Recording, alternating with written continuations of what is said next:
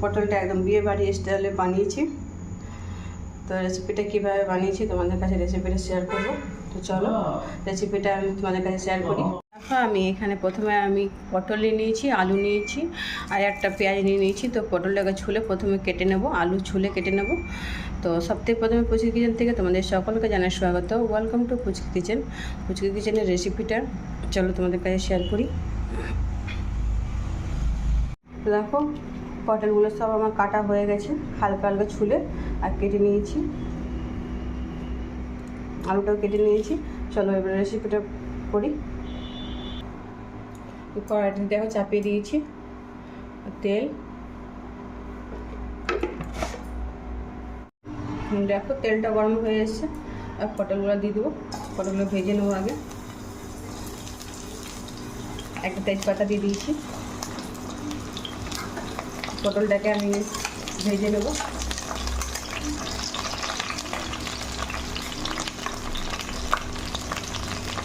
হালকা হলুদ দিয়ে দেবো,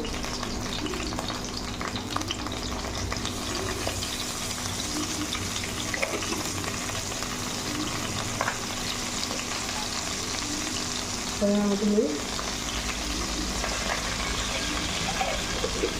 পটলটাকে আমি লাল করে ভেজে নেবো প্রথমে।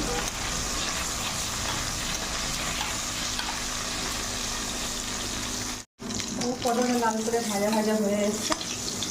এবার পটলটা উঠিয়ে নেব।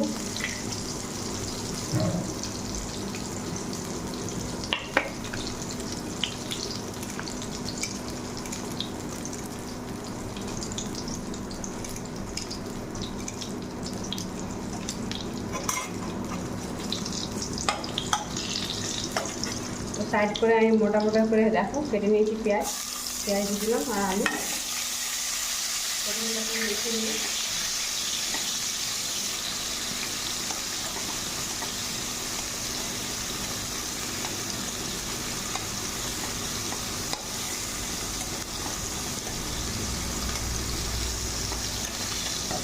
এবার আলুটাকে আমি ভালো করে ভেজে নেবো। ওদিকে মশলাটা রেডি করে নিতে হবে। দেখো আলুটা পেঁয়াজটা লাল করে ভাজা ভাজা হয়ে এসছে।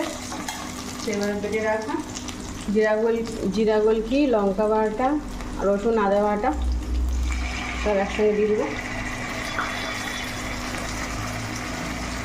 একটু হলুদ,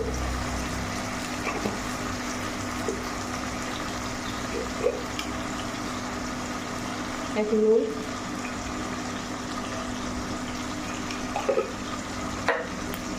ভালো করে মশলাটা আলুর সঙ্গে কষে আলুটাকে সেদ্ধ করে ভেজে নেব। একটু কাশ্মীরি গুঁড়া লঙ্কা দিয়ে দেবো, কাশ্মীরি রেড চিলি পাউডার,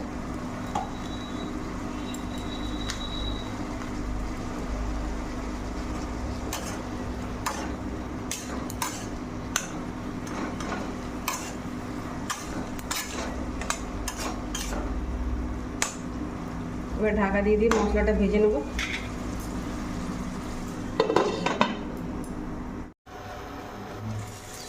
মশলাটা অনেকটা ভাজা ভাজা হয়েছে।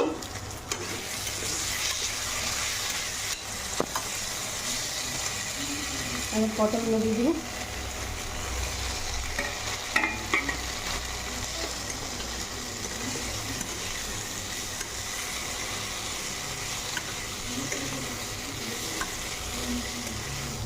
একটু গরম মশলা দিয়ে দিব,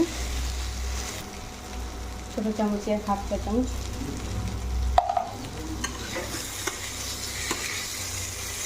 পটলের সঙ্গে ভালো করে মশলাটা মিক্স করে নিতে হবে।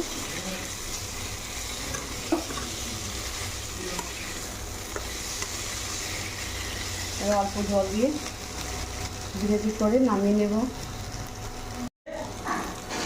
দেখো আমি জল দিয়ে দিচ্ছি, ভাজা ভাজা হয়ে গেছে অনেক মশলার সঙ্গে। জল দিয়ে সেদ্ধ করে দিই। দেখো জল দিয়ে দিলাম।